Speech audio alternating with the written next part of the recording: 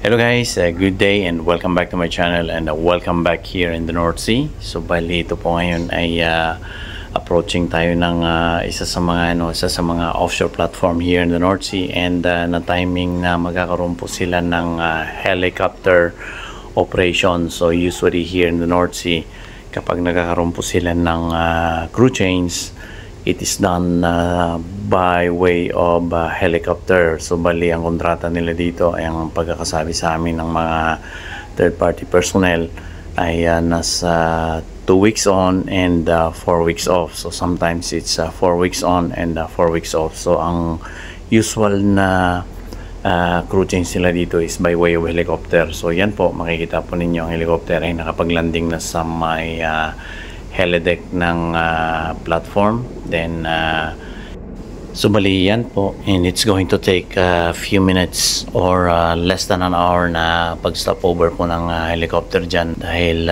sa crew change po ng mga offshore platform personnel. So bali yan po ay nasa forward DP console tayo or nasa forward maneuvering station tayo, at nag-slow down po tayo dyan just to give way sa may helicopter operation ng installation prior tayong pumasok sa may 500 meter zone nila.